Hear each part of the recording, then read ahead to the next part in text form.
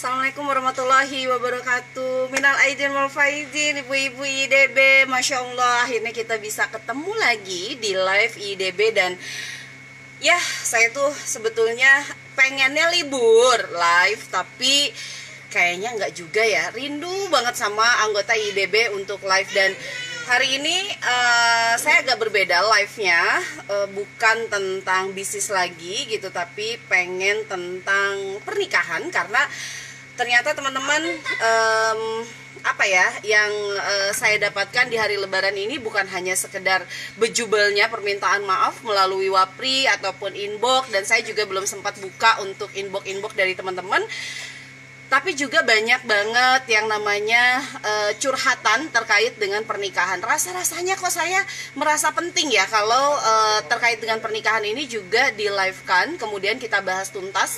Sebenarnya nggak bisa tuntas juga ya, karena kalau kita ngomongin tentang pernikahan, yang namanya masalah pernikahan itu sangat complicated banget. Dan sebelum saya live ini, saya juga tanya sama suami terkait dengan topik yang kita bahas hari ini.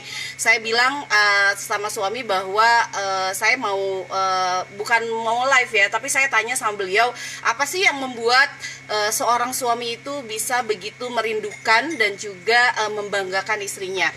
Terus suami saya bilang, suami itu suka rindu sama istri yang dia itu bisa melayani suaminya dengan sangat baik. Kemudian yang kedua adalah dia itu bisa untuk membereskan rumah dengan sangat baik. Kemudian juga ngurus anak gitu. Kemudian intinya adalah istri yang memang dia berperan dengan baik mengenai tugasnya dari seorang istri. Jadi kalau kita ngomongin tentang, kemarin kan kita ngomongin banyak tuh pro dan kontra terkait dengan undang-undang pernikahan ya, dimana salah satunya adalah istri itu harus bisa menjalankan hak dan kewajibannya sebagai seorang istri. Terus kemudian terjadilah yang namanya perdebatan. Oh, jadi kalau misalnya istri ada yang nggak mau cuci piring, itu gimana dong? Gitu kan? Apakah itu sebuah keharusan seorang istri? Kalau saya sendiri sih mengatakan bahwa ya itu harus gitu. Kalau menurut saya, kalaupun istri tidak cuci piring bukan berarti bahwa dia tidak mau melakukannya, tetapi dia bisa lebih smart ketika kita ngomongin tentang rumah. Karena kata suami saya juga sih, yang membuat suami itu merasa nyaman adalah ketika istri itu berperan dengan sangat baik terkait dengan tugas keistriannya, katanya kayak gitu. Tapi ya gitu, mampu nggak sih seorang istri itu dia bisa mengubah suaminya yang mungkin pada saat ini suaminya adalah bukan menjadi imam yang sangat baik. Kata saya sih nanya seperti itu sama suami, ya kenapa tidak? Sangat mungkin, karena sebetulnya suami dan istri itu saling menginspirasi satu sama lain. Jika imamnya itu bukan menjadi imam yang baik, bisa jadi dia akan terinspirasi pada istrinya yang menjalankan fungsi daripada keistriannya dengan sangat baik, katanya. Jadi dia malu hati sendiri gitu ngelihat istrinya soleha, ngelihat istrinya menjalankan tugas sebagai seorang istri dengan sangat baik. Terus saya nanya lagi, gimana kalau ternyata si suaminya juga tidak terinspirasi gitu. Nah, suami saya bilang jalankan gitu kan, yang namanya syiar itu atau dakwah itu bukan hanya di luar rumah, tapi juga dakwah itu di dalam rumah, kata itu. Dan yang berdakwah itu bukan hanya suami kepada istrinya, tapi istri pun bisa melakukan dakwah kepada suaminya. Pertanyaan saya adalah, dakwah seperti apa ya yang harus dilakukan oleh seorang istri kepada seorang suaminya yang mungkin suaminya tidak menjalankan peran suami yang benar, misalnya tidak menafkahi, kemudian juga bersikap masa bodoh dengan pendidikan agama gitu kan. Ya, seperti halnya Rasulullah, kata suami saya, dakwah itu harus dilakukan dengan lemah lembut. Dan perempuan itu punya yang namanya itu kelemah lembutan yang diturunkan sama Allah, itu menjadi fitrahnya seorang perempuan gitu. Jadi gunakan kelemah lembutannya itu untuk mendakwahi suaminya. Bagaimana ya kalau misalnya ternyata tidak juga terjadi perubahan pada suaminya? Lalu suami saya berkata bahwa jadikan kekurangan daripada pasangan kita itu adalah ladang kita untuk menghapus dosa-dosa besar kita. kita harus yang namanya itu selalu mawas diri dan juga selalu introspeksi diri. Siapa tahu bahwa ketika kita menemukan banyak kesulitan dalam hidup kita, kemudian kesulitan dalam rumah tangga kita, bisa jadi itu dari bawaan dari dosa-dosa lama yang pernah kita lakukan gitu. Jadi bisa jadi Allah mencuci dosa-dosa kita itu melalui masalah demi masalah yang muncul dalam hidup kita. Masya Allah, saat itu saya langsung benar-benar semangat pengen sharing kepada ibu-ibu. Saya pengen kita semua bukan merasa bahwa kita adalah sebagai korban dari sebuah pernikahan, tapi kita merasa bahwa pernikahan adalah jalan dakwah untuk kita semua. Ibu-ibu boleh ya nanti langsung tanya-tanya saja gitu kan, karena saya pengen yang terkait dengan masalah pernikahan ini juga kita bahas supaya apa? Bisnis boleh jalan, bisnis jalan dengan sangat bagus, tapi kalau misalnya keluarga juga ternyata tidak jalan dengan sangat bagus, itu juga tidak memberikan impact yang membahagiakan untuk diri kita, karena pernikahan itu, keluarga itu adalah nomor satu untuk perempuan gitu kan. Nah, namun bukan berarti bahwa ketika pernikahan Anda tidak bahagia itu akan menghambat produktivitas Anda gitu. Jangan sampai Anda hanya berharap pada keluarga, berharap pada suami untuk memberikan atau membuat mimpi-mimpi Anda itu menjadi nyata, karena sesungguhnya yang menjadi penanggung jawab dari masa depan Anda baik di dunia bahkan di akhirat itu adalah diri Anda sendiri. Jadikan segala hal dalam hidup Anda ini adalah ladang dakwah kita, ladang untuk mencapai dari satu pahala ke pahala yang lainnya, termasuk berdakwah kepada suami gitu. Jadi jangan sampai kita ngerasa bahwa saya salah apa gitu kan, apa yang kurang dari saya gitu kan, sehingga suami seperti ini. Jangan gitu. Yang penting adalah saya pengen bahwa kita semua sebagai seorang istri tetap menjalankan fungsi kita sebagai seorang istri gitu kan, tetap menjalankan hidup kita lebih baik dari waktu ke waktu. Jangan sampai merasa suami kita seperti itu kemudian kita balas dendam dengan melakukan keburukan yang sama. Tidak, karena ibu adalah madrasahnya anak-anak. Anak-anak akan menjadikan ibu adalah contoh gitu kan. Bukan bapaknya dulu loh, tapi ibunya dulu yang akan menjadi contoh anak-anak kita gitu. Jadi saya pengen bahwa semua ibu-ibu yang ada di Ibu-Ibu Doyan Bisnis ini memang terus upgrade diri, terus upgrade ilmu, terus upgrade skill, terus upgrade agama gitu kan, sehingga akhirnya kita selalu hidup dalam perenungan gitu kan, hidup selalu dalam introspeksi diri. Oh, mungkin ini yang harus saya lakukan. Oh, mungkin saya salahnya ada di sini gitu. Jadi bukan menganggap bahwa apapun yang terjadi dalam hidup kita itu kesalahan orang. Jangan sampai harapan kita yang terbesar itu ada pada siapapun, pada manusia, tapi harapan terbesar kita hanya pada Allah saja. Jadi sebanyak-banyaknya berdoa dengan kepada Allah terkait dengan apa yang ingin kita dapatkan gitu, bukan bersandar harapan kita kepada manusia, bahkan bukan kepada suami kita. Saya mau nyapa dulu yang hadir pagi ini. Ada Umi Lestari, kemudian ada Mbak Daryati, mohon maaf lahir batin, kemudian ada Mbak Siti, ada Mbak Ance, kemudian ada Mbak Marifatul. Assalamualaikum. Waalaikumsalam. Mudah-mudahan lebaran kedua bukan hanya kita fitri secara hati, tapi juga fitri untuk melangkah harus lebih baik langkah kita gitu kan. Bukan hanya hati kita yang lebih baik, tapi langkah kita juga harus lebih baik. Hati, pikiran, sikap itu harus sinergi satu sama lain. Kemudian ada Mbak Ai, Assalamualaikum Teteh, minal aidin wal faizin. Ya, sama-sama, mohon maaf lahir dan batin.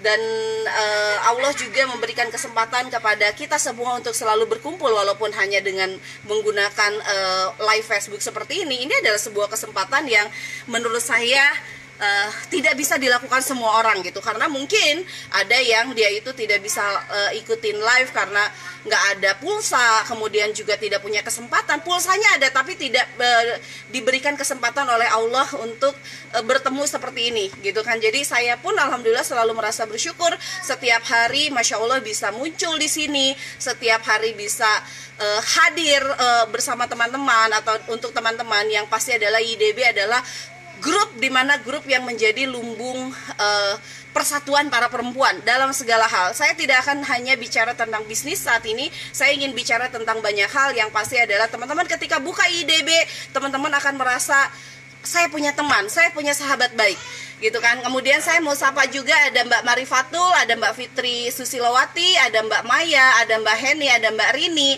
Mbak Yulia, Mbak Tria. Masya Allah, ramai ternyata ya. Lontongnya masih ada. Kalau di saya lontongnya ada, kari ayamnya tinggal sedikit gitu karena semua makan kari ayam. Kemudian bikin apa namanya tuh, mie kocok, dan itu mie kocok, masya Allah, pokoknya favorit banget lah. Ada Mbak Dina, waalaikumsalam, masya Allah. Pokoknya teman-teman, saya sebenarnya pengen sih suami saya juga apa namanya tuh live di sini, tapi kayaknya dia nggak bakalan mau untuk live di sini. Tapi gini, saya dan suami saya punya karakter yang berbeda satu sama lain. Suami saya itu orangnya yang nggak terlalu banyak ngomong, nggak sebanyak saya. Bisa dibilang kalau saya ngajak ngobrol sama suami saya juga, saya tidak seperti, ya maksudnya responnya ya seperti bapak-bapak yang lainnya gitu, cenderung lebih banyak diam dibandingkan ikut nyerocos gitu kan ngobrol. Dan saya juga sering ngomong kayak begini, kenapa sih ayah nggak pernah banyak ngomong? Saya kan dari tadi juga cerita, saya mendengarkan loh katanya gitu. Jadi ada banyak hal yang berbeda antara saya dengan suami, tapi alhamdulillah itu tidak menjadi salah satu kendala kami untuk sekarang menikah hampir 13 tahun. Dan masya Allah, alhamdulillah yang namanya perbedaan pendapat itu sangat minim sekali. Karena apa? Karena kalau kata suami saya kayak kan gini nih ya, ada istrinya di sini atau suaminya di sini, kemudian ada istrinya di sini atau suaminya di sini, gitu kan. Kemudian yang harus dilakukan adalah ketika yang di atas dia turun sedikit, yang di bawah dia naik sedikit, sehingga akhirnya dia dapat sama rata gitu kan di sini.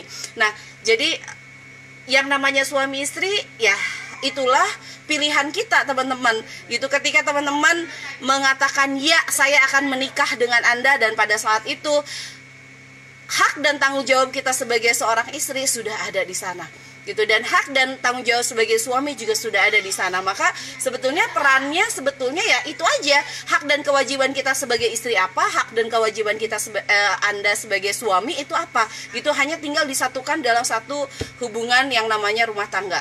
Bagaimana kalau suami kita tidak menjalankan kewajibannya?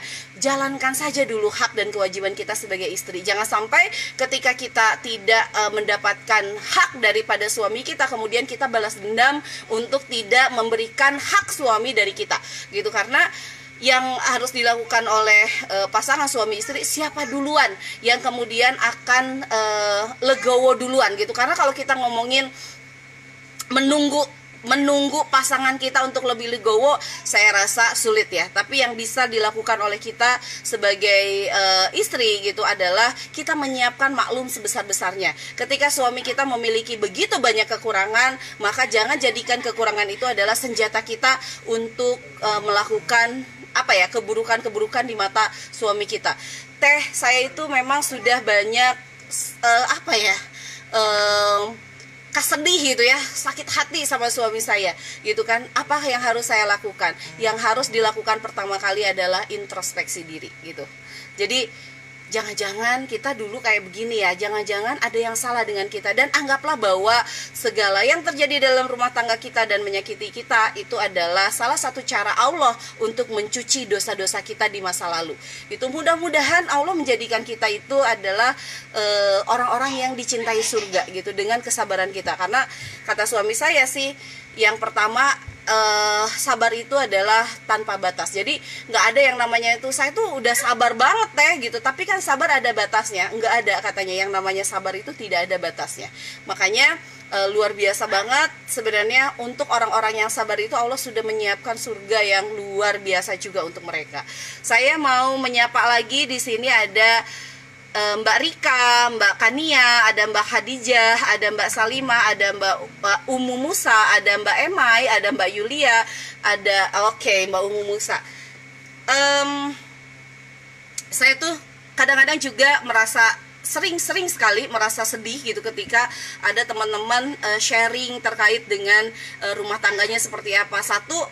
Saya tidak ada di posisi tersebut, sehingga saya tidak bisa memberikan advice yang lebih baik selain bersabar gitu kan. Bersabar itu yang pertama. Yang kedua adalah jangan gantungkan harapanmu itu pada suamimu gitu. Yang harus dilakukan adalah ya kita aja menjadi lebih baik, kita menjadi lebih bermutu, kita menjadi lebih pintar, kita menjadi lebih bisa menjaga diri, kita menjadi kalau perlu kita menjadi Hadijahnya di masa kini, kalau perlu kita menjadi Aisyah di masa kini, sehingga akhirnya suami kita yang mungkin pada masa saat ini melihat atau dia memiliki banyak kekurangan, dia menjadi malu hati pada istrinya yang Masya Allah, dia merasa bahwa istri saya itu adalah Hadijah masa kini, istri saya itu adalah Aisyah masa kini. Masa saya sebagai suami tidak bisa memantaskan diri gitu kan. Jadi jangan minta suami Anda yang harus berkualitas dulu. Kita dulu anggaplah bahwa hal-hal yang kemudian terjadi pada pernikahan kita, anggaplah itu sebagai pencuci dosa kita. Yang harus kita lakukan adalah terus memperbaiki diri sampai akhirnya kita menjadi Hadijah dan Aisyah masa kini. Aisyah itu adalah perempuan yang cerdas, perempuan yang ditanya apa saja bisa, perempuan yang luar biasa, perempuan yang menjadi ditatap itu adem sekali gitu. Jadilah Aisyah dan Hadijah masa kini gitu. Jadi yang ingin saya sampaikan adalah jangan pernah Anda meminta atau berharap suami Anda berubah, tapi berubahlah atau mengubah diri Anda sendiri menjadi perempuan-perempuan solehah gitu kan. Siapa tahu di dalam hati kita itu memang masih belum ikhlas menerima suami kita, sehingga akhirnya apa, ketidakikhlasan kita itu tertangkap oleh dia, dan pada akhirnya mungkin ada suami yang sengaja gitu bikin istrinya marah kayak gitu. Jadi fokusnya adalah pada perbaikan diri kita ya. Fokus pada hak dan kewajiban, fokus pada kewajiban kita sebagai seorang istri. Bagaimana sih karakter seorang istri itu, apa yang harus dilakukan, balik lagi lah kita kepada buku-buku panduan. Bagaimana caranya kita menjadi seorang istri, bagaimana seorang istri ketika menghadapi suami dengan karakter yang tidak diinginkan. Dan memang hidup kita itu tidak selalu seperti yang kita inginkan gitu kan. Ketika kita menemukan satu kekesalan pada suami kita, maka yang harus kita lakukan adalah astagfirullahaladzim, ya Allah, siapa tahu ini adalah salah satu jalan saya untuk berdakwah, yaitu berdakwah kepada suami. Nggak perlu kita dakwah kepada yang lain dulu, tapi kita bisa berdakwah di rumah dulu, yaitu di suami dulu gitu kan. Dengan cara apa? Dengan cara yang selemah lembut mungkin. Yang fitrahnya perempuan itu adalah lemah lembut, bukan dengan kecerewetan yang maksimal yang membuat telinga suami Anda menjadi merah atau tersinggung atau apapun gitu, tapi dengan lemah lembut yang berusaha untuk mengubah suami itu dengan cara yang diajarkan oleh Rasulullah.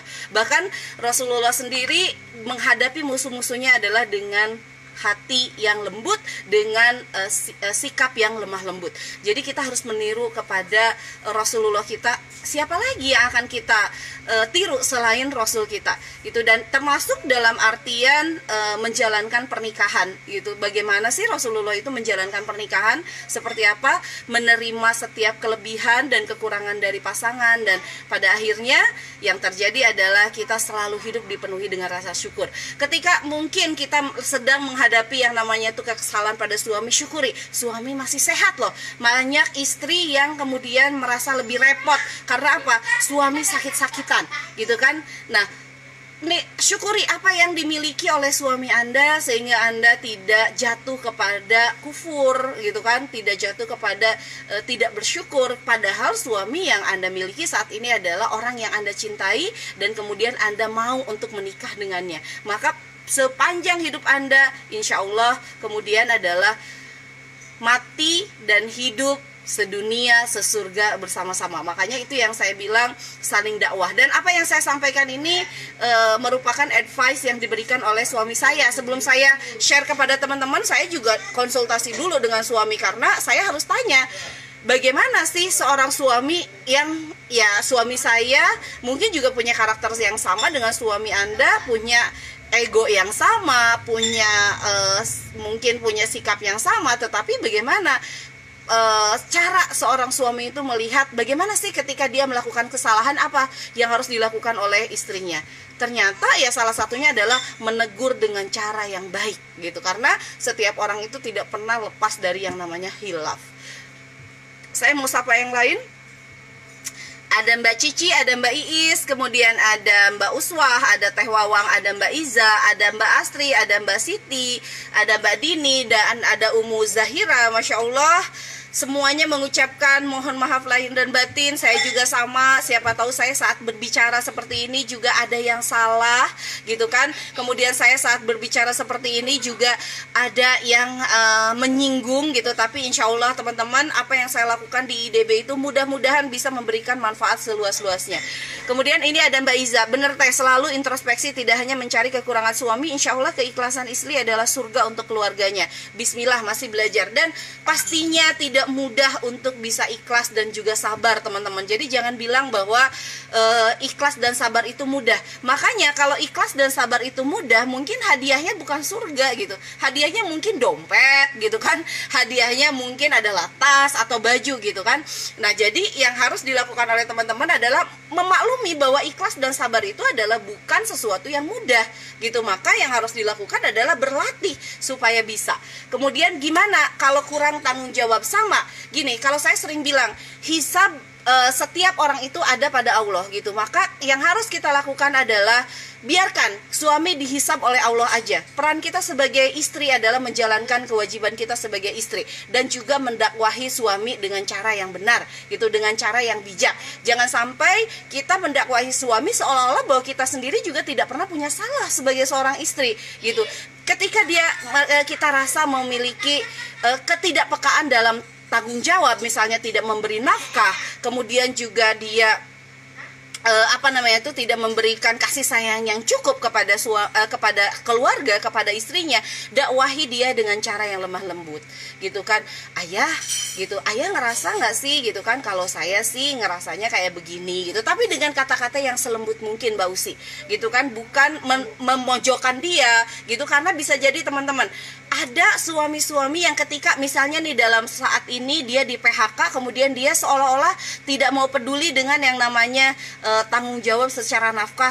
Bukan itu, tapi ada mungkin dia sendiri juga kurang ilmu untuk bisa tahu kira-kira sumber penghasilan yang lain yang bisa diambil atau yang bisa dilakukan dari mana ya gitu kan. Jadi kurang tanggung jawab itu karena kurangnya ilmu juga gitu, karena kurangnya ide juga gitu, atau memang dia tidak peka dengan keluarganya. Kita harus tahu latar belakangnya itu dari mana, dan dakwahi suami. Jadikan bahwa keluarga kita itu adalah ladang dakwah untuk kita, dan jadikan ketika suami memang tidak berubah gitu kan, tidak menjadi lebih baik, maka alhamdulillah insya Allah pahala akan mengalir kepada kita sebagai istri yang solehah gitu. Kemudian ada Mbak Fitriasyih, ada Mbak Vipit, ada Mbak Iswatuna, kemudian ada Mbak Syar, ada Mbak Nova, kemudian ada Mbak Fitria, Masya Allah. Jadi insya Allah gitu kan, saya sering bilang kepada teman-teman semua bahwa masa depan kita itu bukan ditentukan oleh siapapun, tapi ditentukan oleh diri kita, ditentukan oleh langkah yang kita ambil, ditentukan oleh kebijakan yang kita ambil gitu. Bukan masa depan kita itu kita ke surga hanya gara-gara harapan kita adalah suami yang bawa kita ke surga, ibu yang bawa kita ke surga, bapak yang bawa kita ke surga. Tidak, surga itu kita dapatkan dari apa yang kita lakukan di dunia gitu. Maka jadikan semua masalah di dunia ini adalah lahan kita introspeksi, lahan kita untuk menuju surganya. Dengan apa? Dengan keikhlasan, kesabaran, dan pastinya bukan pasrah gitu, tapi bagaimana kita semua mengubah diri kita itu menjadi Khadijah dan Aisyahnya masa kini. Aisyah dengan kecerdasannya, Khadijah dengan kemandiriannya, sehingga akhirnya suami itu menjadi merasa bangga dan merasa bahwa istrinya itu adalah wanita yang tidak bisa atau tidak akan dia lepaskan gitu. Karena apa? Karena istrinya itu adalah seorang perempuan yang membanggakan, seorang perempuan yang membuat dia itu merasa malu gitu. Merasa malu karena apa? Merasa malu karena setiap saat istrinya itu terus bertumbuh lebih baik. Nah, akhirnya dia terpacu untuk menjadi lebih baik gitu. Jadi insya Allah saya yakin bahwa ibu-ibu doyan bisnis ini anggotanya adalah perempuan-perempuan yang solehah, perempuan-perempuan yang luar biasa, perempuan-perempuan yang selalu mau belajar setiap hari, perempuan-perempuan yang tidak pernah berhenti untuk bergerak, perempuan-perempuan yang ikhlas dan sabar menghadapi rumah tangganya seperti apa. Sekali lagi, ketika saat ini rumah tangga Anda sedang digoyang dengan berbagai masalah, jadikan bahwa itulah lahan kita untuk menjadikan apa saya... Oh, Teteh nggak mau, Teteh nggak mau. Siapa itu? Siapa itu? Ya. Jadikan bahwa rumah tangga kita itu adalah lahan. Ini sayang. Cicece. Oke. Jadikan bahwa rumah tangga kita itu adalah lahan untuk mengambil pahala sebanyak-banyaknya. Ketika teman-teman merasa lelah pada saat ini karena misalnya keuangan keluarga ini ditopang oleh penghasilan teman-teman sebagai pebisnis online, suami tidak memberikan nafkah yang layak. Insya Allah teman-teman, itulah ladang teman-teman lagi membangun rumah di surga. Karena apa? Karena tanggung jawab seorang suami memang sebetulnya dia menafkahi istrinya, menafkahi keluarganya. Tetapi pada saat ini ternyata Andalah yang memasukkan rizki berupa uang ya, penghasilan kepada keluarga. Maka saat ini Anda mendapatkan ribuan pahala setiap hari. Karena dari uang yang dimakan oleh keluarga, dan itu berasal dari ikhtiarnya seorang istri, itu akan mendapatkan pahala yang seluas-luasnya gitu kan, pahala yang sebesar-besarnya Allah kasih gitu. Karena memang tanggung jawab menafkahi itu adalah tanggung jawab seorang suami, tapi akhirnya diambil oleh seorang istri. Jangan pernah merasa lelah teman-teman, jangan pernah merasa bahwa teman-teman ini kemudian saya ini kok jadi tulang rusuk ya, harusnya saya ini dimuliakan oleh seorang suami, tapi saya capek cari duit iya, beres-beres iya, semuanya iya, dan cari duit iya, beres-beres iya semua. Dan insya Allah yang harus dilakukan teman-teman juga terus update diri. Harus tetap cantik di rumah, harus tetap pintar di rumah, harus smart, harus enak diajak diskusi apa aja gitu ya. Karena suami itu butuh loh teman-teman, butuh istri yang bukan hanya sebagai istri tapi juga teman diskusi. Jadi kata suami saya gitu kan, alangkah enaknya seorang suami yang dia itu mau ngobrol apa saja sama istrinya itu nyenengin gitu. Misalnya dia itu baru kena PHK, kemudian dia itu ngobrol sama istrinya, gimana ya caranya supaya kita bisa bisa dapat uang lagi. Terus istrinya itu hadir sebagai sahabat, sebagai partner yang bisa diajak diskusi. Iya ya, pokoknya PHK jangan sampai bikin dunia kita ini kiamat. Ayo ya, saya punya nih ayah grup IIDB ya, di sana setiap hari bakalan sharing tentang bisnis. Ayo ya kita belajar bareng-bareng. Gitu, saya sendiri juga belajar ya dari sana. Intinya adalah bagaimana seorang suami ini mendapatkan istri yang cerdas, yang smart, ya itulah yang saya bilang. Jadi Aisyah masa kini yang cerdas, ditanya apa saja sama suami bisa, ngomongin tentang apa saja bisa, sampai suaminya itu geleng-geleng kepala gitu. Jadi bisa dibilang istrinya itu kok kayak kamus berjalan.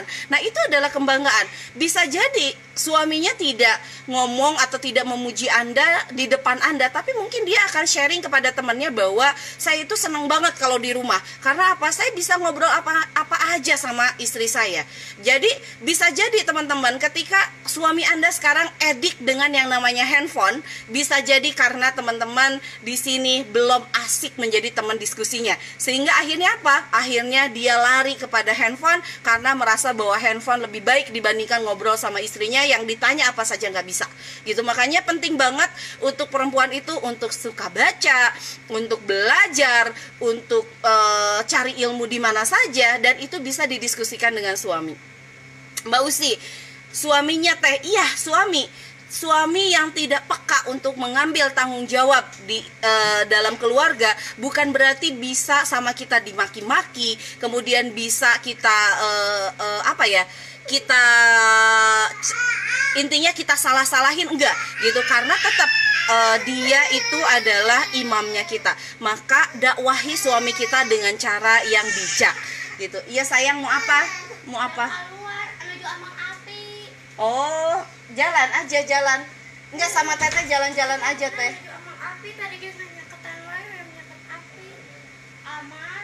Ayah itu, Amarnya main api ayah. Tuh ayah dulu lihat. Tuh, sama ayah. Iya, itu sama ayah. Come on baby. Tuh. Ya, jadi begitulah teman-teman. Intinya adalah saya yakin bahwa teman-teman bisa kok menghadapi masalah rumah tangga saat ini dengan cara yang lebih bijak. Tapi fokus Anda bukan mengubah orang lain, di mana orang lain itu salah satunya adalah suami. Suami dan Anda hatinya milik Allah, maka minta kepada Allah sebanyak-banyaknya. Berdoalah, dan hidayah itu hadir dan dihadirkan oleh Allah. Tugas kita hanya dakwah gitu. Tugas kita hanya dakwah dengan cara yang benar. Dakwah kita tugas kita adalah dakwah dan bukan mengajarkan, sebenarnya sharing kepada suami bagaimana caranya menjadi melangkah dengan lebih baik. Tapi tugas kita yang paling penting adalah introspeksi diri gitu kan. Bagaimana caranya dengan dengan kondisi saat ini Anda tetap bertumbuh menjadi perempuan yang hebat dan membanggakan di mata suami Anda dan dirindukan oleh suami Anda gitu. Karena apa? Anda selalu hadir sebagai perempuan yang menyejukkan. Kemudian Mbak Nelly, kalau LDM gimana ya Teteh? LDM pun sama sebenarnya. Kita bisa live-an kayak begini, kita bisa video call, dan kemudian saat kita bertemu dengan suami walaupun melalui online seperti ini, suami merasa adem. Kita tanya, "Ayah, gimana Kak di kantornya? Apa yang bisa Umi bantu? Apa yang bisa Bunda bantu? Ayah kok sekarang lebih silent sih sama Umi sini," gitu kan. Umi bisa memecahkan apa nih? Ayo kita cari solusi bersama gitu kan. Intinya adalah meskipun kita long distance gitu kan, meskipun kita jauhan, tapi tidak pernah lepas dengan yang namanya teknologi. Kita amat dimudahkan dengan teknologi saat ini. Kita bisa melakukan apapun, memberikan perhatian seperti apapun, asal satu lagi, walaupun kita LDM, jangan sampai kita itu seperti wartawan, seperti investigasinya lebay gitu kan, lagi di mana, kemana, sama siapa, dan itu juga tidak gitu. Karena modal LDM itu adalah kepercayaan kalau menurut saya. Jadi sangat penting kepercayaan itu ditumbuhkan antara suami dan istri. Suami yang tidak dipercayai oleh istri, istri yang tidak dipercayai oleh suami, itu tidak nyaman gitu. Jadikan rumah itu adalah rumah yang sangat nyaman gitu. Seperti itulah kira-kira teman-teman, dan mudah-mudahan teman-teman merasa tetap bahagia dengan apapun yang terjadi pada saat ini. Apalagi sekarang masih lebaran, masih bisa maaf-maafan, masih bisa harus saling percaya. Intinya adalah langkah kita ke depan harus lebih baik gitu kan. Lebaran jadi lebih baik lagi untuk ke depan. Perempuan ditakdirkan menjadi makhluk yang sedemikian cerewetnya.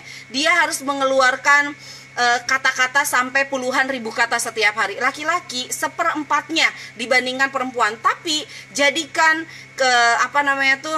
anugerah perempuan untuk berkata-kata itu adalah ladang dakwah kita, bukan untuk sekedar mencereweti anak-anak atau mencereweti suami kita, tapi bagaimana setiap yang keluar dari mulut kita itu adalah kata-kata yang menyejukkan gitu. Jangan sampai itu menjadi kata-kata yang bikin yang pendengarnya itu menjadi lebih panas hatinya, lebih sebel sama kita. Apalagi itu suami, kita seranjang sama suami, sehidup semati kita satu rumah dengan suami. Apa jadinya kalau kita sendiri juga dalam hati kita ini merasa tidak nyaman dengan suami kita? Termasuk juga suami yang tidak nyaman dengan adanya istri seperti kita. Jadi ketika kita merasa bahwa suami kita ini bukan suami yang baik, apakah suami kita juga sudah melihat bahwa kita menjadi istri yang baik atau tidak? Makanya kalau saya setiap akhir tahun atau setiap bulan, setiap akhir bulan, itu saya sering ngomong atau sering nanya kepada suami, termasuk juga suami nanya kepada saya, bulan ini apa yang harus saya perbaiki supaya lebih baik di bulan depan.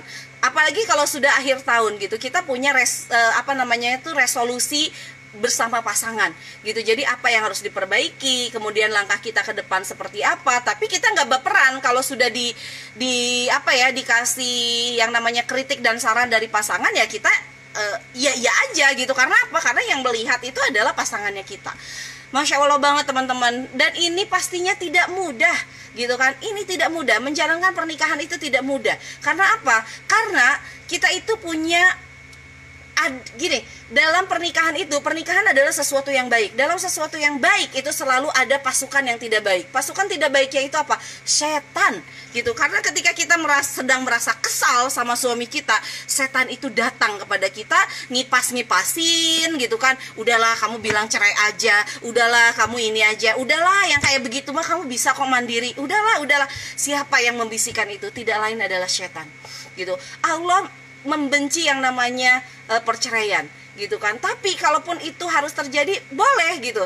Tetapi harus dengan pertimbangan yang sangat matang, gitu. Nah gini, kemudian ada pertanyaan, kalau misalnya dari pihak istri sudah memberikan solusi terbaik, suami ada disusupi orang-orang terdekat yang sengaja mau menyingkirkan istrinya dari suaminya, dikarenakan tidak mau menerima kelebihan si istrinya melangkahi orang-orang terdekat suami. Suami tidak tegas, masih pelin-pelan dan lebih condong dengan saran yang menyimpang. Nah ini Umi, yang harus dilakukan adalah jangan sampai suami kita mendengar orang-orang, gitu kan. Tapi bagaimana kita sebagai seorang istri menunjukkan kepada suami, inilah orang terdekatmu yang harus engkau percayai, yang harus engkau dengarkan, gitu ya. Bagaimana caranya dengan kelemah lembutan seorang istri bisa mengambil hati suami.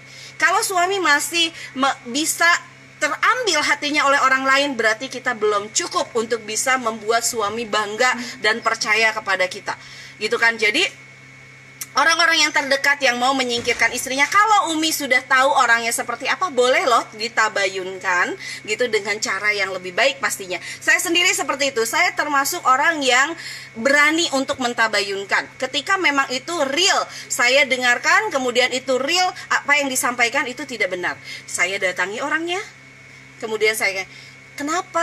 Apa yang salah? Apa yang bisa saya bantu sehingga akhirnya teman-teman ini atau ibu atau bapak bisa lebih legowo dengan pernikahan kami, misalnya kayak begitu. Jadi hadapi orang-orang yang seperti itu dan lihat bagaimana Anda bisa menyelesaikan masalah-masalah dengan cara yang bijak, gitu kan. Kalau masalah suami tidak tegas, masih pelin-pelan dan lebih condong, itu artinya kita belum bisa mengambil hati suami kita.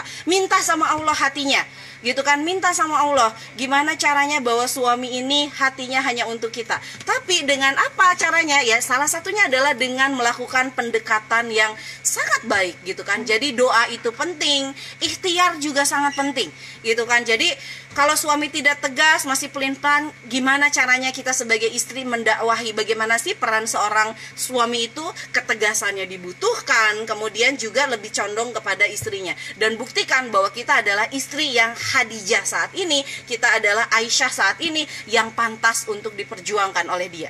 Nah, seperti itulah kalau saya sarankan bahwa kita menjadi istri yang berkualitas, kita menjadi perempuan yang berkualitas, sehingga akhirnya suami kita melihat bahwa istri saya tidak seperti itu. Istri saya adalah orang yang hebat di mata saya. Istri saya adalah suamilah yang paling tahu siapa Anda. Sehingga akhirnya ketika ada orang yang mengatakan itu, suami Anda yang pertama kali bilang, tidak, istri saya tidak seperti itu.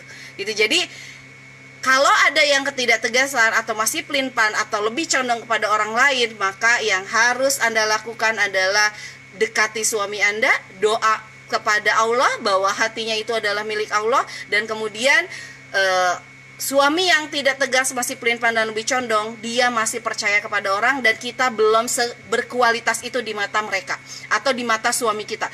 Jadi buatlah kita dulu, jangan suami dulu, biar kita dulu yang membuat hidup kita lebih baik, kita dulu yang membuat hidup kita lebih berkualitas, kita dulu yang membuat diri kita lebih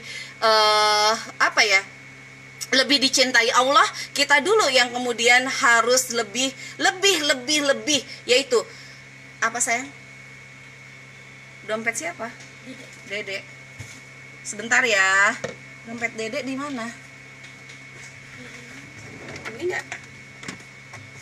Enggak ada. Oh, di dia ya? Di mana? Di dia. Sebentar. Nanti yang bunda. Enggak ada, Dek. Di situ kali, Dek. Ya. Jadi kita dulu yang bikin diri kita lebih berkualitas, gitu kan. Suami milik Allah, serahkan hatinya kepada Allah. Tapi ketika dia belum membanggakan kita, belum begitu percaya pada kita, kita dulu yang membuat dia percaya. Kita dulu yang membuat dia lebih condong kepada kita, karena kitalah yang setiap hari ada di sampingnya dia.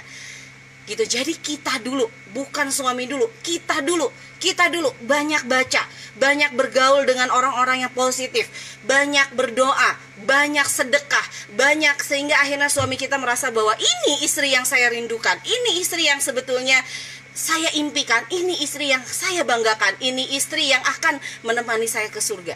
Gitu. Jangan minta suami Anda dengan segala kekurangannya untuk berubah, tapi buatlah kekurangan Anda saat ini menjadi kelebihan yang pantas dibanggakan dan dirindukan oleh suami.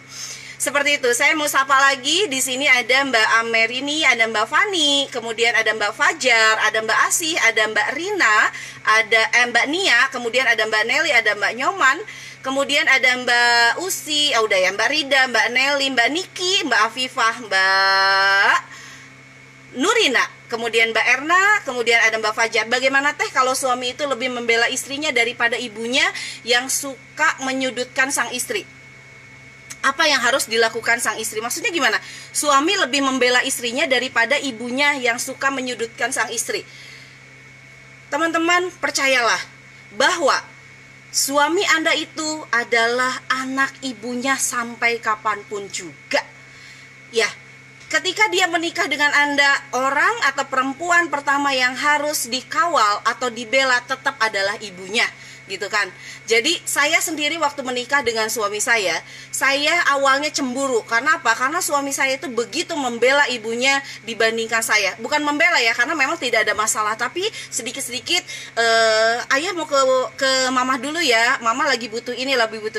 Awalnya saya tidak paham dengan itu, tapi kemudian suami mendakwahi saya terkait dengan suami itu atau anak laki-laki itu sampai kapanpun adalah anak ibunya, gitu. Dan kemudian saya ngobrol sama mertua saya, ternyata suami saya itu dari kecil sampai sekarang dia tidak pernah mengatakan tidak pada ibunya, bahkan mengatakan saja pada ibunya tidak, gitu. Jadi kalau menurut saya ketika ibunya suka menyudutkan sang istri, kemudian yang dilakukan oleh ini ya, kayaknya pertanyaannya adalah suami lebih membela ibunya barangkali ya daripada istrinya, sedangkan ibunya suka menyudutkan sang istri. Masalah-masalah antara mertua dan penantu itu selalu ada. Yang harus dilakukan oleh kita adalah jangan fokus pada kekurangan mertua kita, jangan fokus pada kekurangan suami kita. Fokus pada kelebihan-kelebihan apa yang bisa kita gali, sehingga akhirnya mertua kita, suami kita merasa ini sudah disudutkan kok tetap baik ya. Misalnya ketika ibunya sedang menyudutkan sang istri, menyudutkan kita datangin mertua, mama ini kebetulan ada mukena baru, mama mau? Kemudian mama ini saya lagi bikin makanan ini, mama mau? Apa yang diberikan keburukan kepada kita, kita ganti dengan kebaikan, begitu seterusnya. Keburukan yang kita diberikan oleh orang lain kepada kita, apalagi itu adalah mertua kita, yang notabene mertua kita adalah ibu kita juga. Maka jangan sampai kemudian kita balik dengan memberikan keburukan kepada siapa? Kepada mertua kita. Lihat, biarkan suami melihat apapun yang dilakukan oleh mertua, gitu kan, atau ibunya kepada kita, kita tetap tersenyum. Misalnya, ibu saya bilang kamu gini, iya ya, nggak apa-apa lah, gitu kan. Mama bilang kayak gitu, mungkin mama belum paham, kalau belum kenal sama kita. Ayah, tolong dong kirimkan mukena ini untuk mama, aku kemarin beli nih dari online shop, ini mukenanya bagus, gitu kan. Mudah nggak kayak gitu? Tidak mudah. Tapi itulah yang harus dilakukan oleh seorang istri. Gitu. Bagaimana kita ini kemudian gini, yang awalnya kita sabar, ternyata kesabaran kita ini berbuahnya itu adalah lebih lebat apa? Kita jadi lebih banyak maklum sama orang lain. Apalagi kalau mertua kita itu adalah mertua yang sudah tua, yang biasanya kalau makin tua itu makin kayak anak-anak gitu. Jadi kita harus punya banyak maklum. Jadi jangan ubah orang lain. Yang pertama harus kita ubah adalah diri kita. Sekali lagi, goal kita sebagai perempuan adalah bagaimana kita menjadi Khadijah atau Aisyah masa kini yang dibanggakan dan dirindukan oleh suami kita.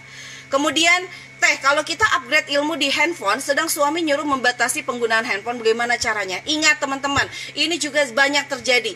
Upgrade ilmu di handphone bukan berarti teman-teman itu setiap hari lihat handphone, gitu kan? Bukan setiap hari, setiap detik teman-teman lihat handphone. Ada waktunya. Contoh, kalau teman-teman mau belajar dengan saya itu biasanya di bawah jam 10 atau di bawah jam 11, gitu. Maka minta izin pada suami ya. Ini setiap hari itu ada live di IDB jam 8 sampai jam 9. Saya pengen upgrade ilmu di handphone. Boleh nggak saya live atau ngikutin live jam segitu? Minta izin sama suami. Mungkin suami nyuruh membatasi penggunaan handphone karena dia lihat istrinya setiap saat pegang handphone. Maka bijaksanalah menggunakan handphone. Karena walaupun handphone memudahkan Anda untuk belajar, bukan berarti setiap saat Anda pegang handphone. Itu saja ya. Kemudian Mbak Putri, ada Mbak Rida, bagaimana menghadapi suami yang introvert, sulit diajak diskusi? Rata-rata suami itu introvert, rata-rata laki-laki itu kemampuan untuk berbicaranya jauh lebih sedikit dibandingkan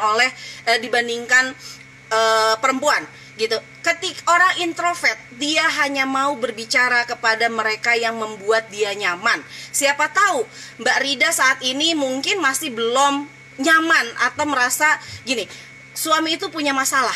Ketika kemudian akhirnya ngobrol dengan istrinya, yang didapatkan bukan nasihat, tapi gitu kan, malah yang namanya itu kecerewetan tingkat tinggi gitu kan, seolah-olah bahwa istrinya paham banget dengan masalah tersebut, yang membuat akhirnya dia merasa tidak nyaman untuk menjadikan kita adalah sahabat baiknya gitu. Maka yang harus dilakukan adalah dilakukan oleh seorang istri adalah jadikan suami Anda yang introvert itu adalah sahabat baik. Nggak perlu dia ngomongin semua hal tentang dirinya, tapi kita selalu berbicara tentang apapun kepada suami kita. Ayah, tahu nggak, hari ini ya aku dapat rezeki yang luar biasa. Bukan dalam bentuk uang sih ya, kita ngomong aja setiap hari. Saya itu sama suami menjelang tidur, saya ngomong terus. Saya ngomongin dari pagi sampai sore aktivitas saya apaan aja gitu kan. Sampai suami saya, udah bun, udah. Ya udah, ayah boleh tidur? Boleh. Ya udah, saya hanya cukup berbicara saja, dan suami saya kemudian minta izin untuk tidur, selesai gitu. Tidak perlu juga kemudian suami saya menimpali apa yang saya sampaikan gitu. Tapi lambat laun suami saya pun introvert, lambat laun karena dia melihat bahwa istrinya sedemikian percayanya kepada dia, akhirnya yang terjadi adalah dia pun kemudian percaya kepada kita.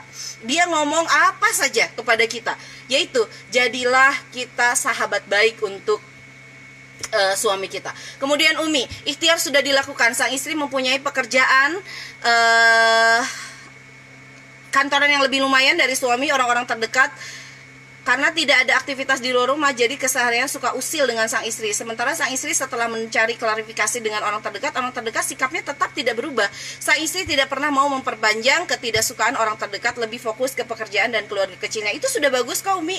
Memang kita tidak perlu mempermasalahkan orang-orang yang tidak kita sukai atau orang-orang yang tidak suka kepada kita. Kita hanya fokus pada aktivitas-aktivitas yang kita sukai, fokus pada aktivitas-aktivitas yang memang itu memunculkan pahala-pahala baru. Kalau menurut saya jangan diperpanjang juga, kita cukup tahu. Jadi kita ini bukan cari muka untuk orang lain. Kita bekerja, kita melakukan apapun, fokusnya pada Allah saja. Ketika kita memang ada yang orang usil, doakan saja yang terbaik untuk dia. Dan kita terus upgrade diri kita menjadi lebih baik. Sehingga akhirnya orang yang usil itu dia jadi malu sendiri, gitu kan ya. Dia malu sendiri. Yang harus dilakukan oleh kita adalah fokus pada kualitas diri kita. Nggak usah fokus pada orang lain, karena yang maha membolak-balikan hati hanyalah Allah, gitu kan. Nah itu saja. Yang pasti adalah jangan pernah merasa diri kita itu menjadi korban. Kita diusilin, kita korban keusilan orang. Kita dinyinyirin, kita korban kenyinyiran orang. Tidak, kita anggap saja bahwa itu adalah salah satu cara mengubah dosa-dosa kita di masa lalu menjadi pahala-pahala baru. Ya.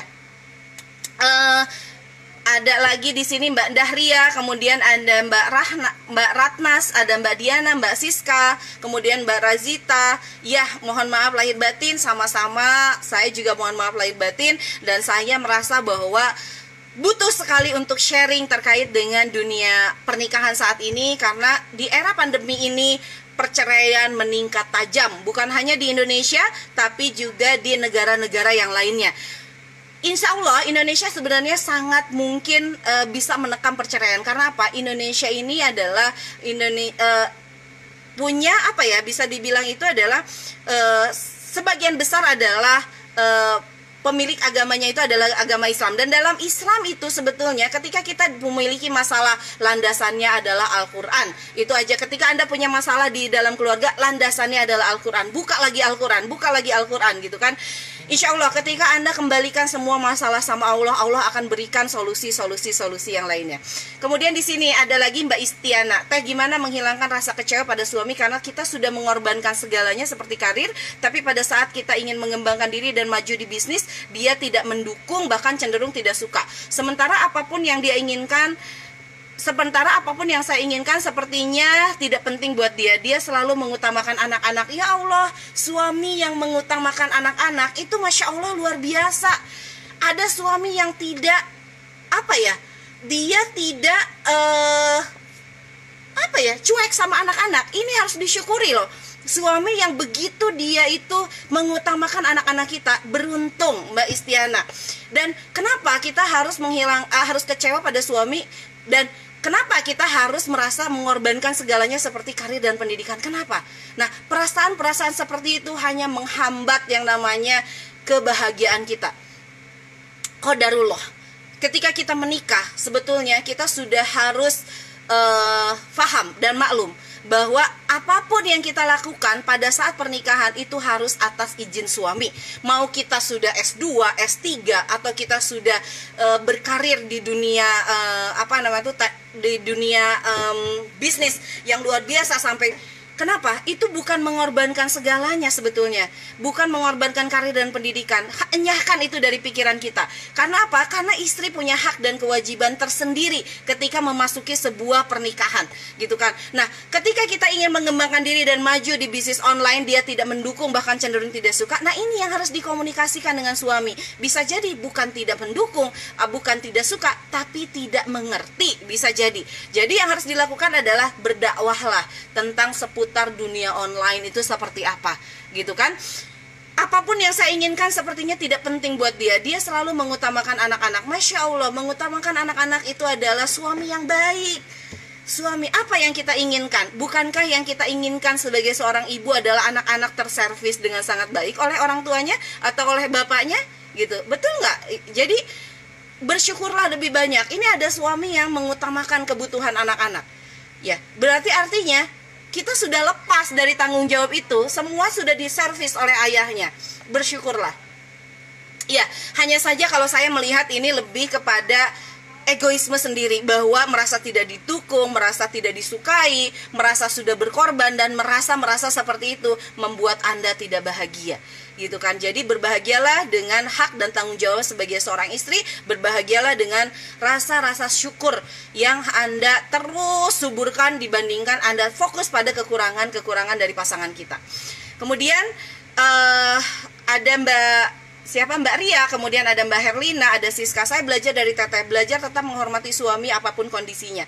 Teman-teman, Masya Allah, mudah-mudahan teman-teman juga saya belajar atau saya sharing di sini apa yang saya lakukan di lapangan. Jadi kalau misalnya teman-teman datang ke rumah saya ketika makan siang, saya selalu bertanya kepada suami, mau makan siang sekarang? Kemudian saya bawakan makanannya, gitu kan. Saya bawakan minumnya, walaupun itu ada tamu, gitu kan. Jadi saya selalu menghormati suami saya selalu menempatkan bahwa suami saya itu adalah imam saya. Tidak peduli saya seperti apa, gitu kan. Jadi mudah-mudahan teman-teman pun seperti itu. Jangan merasa berjasa dalam keluarga Anda, karena keluarga Anda itu dibangun kokoh karena bersama, bukan karena istrinya saja, bukan karena suaminya saja, bukan karena anak-anaknya saja apalagi, gitu kan, tapi karena kebersamaan. Karena apa? Setiap pasangan memahami hak dan kewajiban daripada dirinya sendiri. Sebagai istri haknya apa, sebagai suami haknya apa. Jangan merasa bahwa kita itu sudah melakukan lebih. Tidak ada. Qadarullah, gitu kan. Semuanya sudah terjadi. Yang harus dilakukan oleh kita adalah terus lebih baik. Goal kita bersama adalah jadi Khadijah dan Aisyah masa kini. Itu saja teman-teman. Terima kasih. Masya Allah, walaupun lebaran ramai banget ini, sampai yang like-nya 156 dan kemudian interaksinya juga cukup bagus. Kemudian di sini ada 74 komentar, Masya Allah, dan mudah-mudahan diskusi-diskusi seperti ini semakin melegakan, semakin bahwa kita bersyukur dengan pernikahan apapun yang kita miliki. Kita minimkan perceraian, teman-teman. Kita minimkan perceraian, bukan artinya bahwa teman-teman harus menahan seperti apa rasa sakit, tidak. Tapi bagaimana teman-teman tuh mengubah rasa sakit itu menjadi sebuah hal yang luar biasa untuk naik kelas gitu kan. Ada Mbak Ella, apa yang harus dilakukan kalau misalnya suami saya tidak pernah mau berbaur dengan keluarga saya seperti orang tua saya sendiri? Seperti saya mau bermalam di tempat orang tua saya, dia tidak pernah mau diajak bermalam di tempat orang tua saya. Dia hanya sibuk dengan games atau hanya HP-nya. Apa yang harus dilakukan? Oke, HP, games itu membuat dia nyaman. Nah, maka buatlah Mbak Ella ini adalah sahabat yang nyaman untuk suami. Gitu, misalnya dia lagi main games nih, kemudian gamesnya diambil, ayah sebentar, aku pengen dipeluk nih. Pernah nggak kayak gitu? Yang ada adalah ketika suami kita kecanduan game, kemudian kita bisa mencaci maki suami kita, tapi kita tidak melakukan sesuatu yang lebih lembut, lebih bijak, bagaimana dia bisa lupa dengan handphone dan gamenya. Handphone dan gamenya itu dia jadikan sahabat. Handphone dan gamenya itu dijadikan tempat yang nyaman untuk dia. Nah, bagaimana kita sebagai seorang istri bisa menjadi tempat yang lebih nyaman dibandingkan games ataupun handphonenya, gitu kan? Jadi itu yang harus kita pikirkan. Selain kita berdoa kepada Allah yang maha membolak-balikan hati, ya Allah mohon, gitu kan, saya akan terus memperbaiki diri saya sebagai seorang istri. Saya akan jalankan hak dan kewajiban saya sebagai seorang istri. Tapi mohon ya Allah, mohon lunakan hati suami saya. Buatlah dia melihat saya sebagai sahabat baiknya dibandingkan games ataupun handphonenya. Ada apa di handphonenya? Ada apa di gamenya? Sehingga dia kecanduan. Ya, jadi itu yang harus ditekankan. Bukan hanya sekedar, oh saya mau bercerai karena suami saya sudah kecanduan dengan game atau handphone. Cari dulu latar belakang, apa yang membuat dia itu kecanduan handphone atau kecanduan game. Ya, tanyakan kepada suami, ayah, apa sih yang membuat ayah senang sekali main games atau senang sekali main handphone, gitu kan? Kira-kira apa? Apa yang bisa bunda lakukan sehingga ayah itu bisa lebih ingat bunda daripada ingat game? Ayah lebih ingat Allah daripada ingat handphone, gitu. Ayo ya kita lakukan, karena yang kayak begini tuh ya gini loh ya, aku baca. Jadi teman diskusi, bukan hanya sekedar menyalahkan suami kita gitu, tapi lihat latar belakangnya, apa yang membuat dia itu menjadi lebih nyaman games dan lebih nyaman di handphone. Misalnya ketika dia datang ke rumah orang tua Anda, dia merasa tidak nyaman karena apa, gitu kan. Jadi buatlah kita tahu latar belakangnya seperti apa. Setelah itu yang harus kita lakukan adalah berdakwah. Jadikan bahwa suami kita itu adalah ladang dakwah dan ladang pahala. Kemudian ada Mbak Happy, Masya Allah, terima kasih sudah menonton Mbak Happy. Apa kabar Bali? Semoga baik-baik saja. Kemudian ada Mbak Nika. Itu saja yang ingin saya sampaikan hari ini. Mudah-mudahan bermanfaat. Insya Allah kedepannya akan banyak lagi topik-topik yang saya akan share. Dan insya Allah salah satunya adalah bagaimana ketika suami Anda sibuk dengan game atau dengan handphone, apa yang harus dilakukan oleh kita sebagai seorang istri. Saya akan bahas tuntas di live berikutnya. Assalamualaikum warahmatullahi wabarakatuh.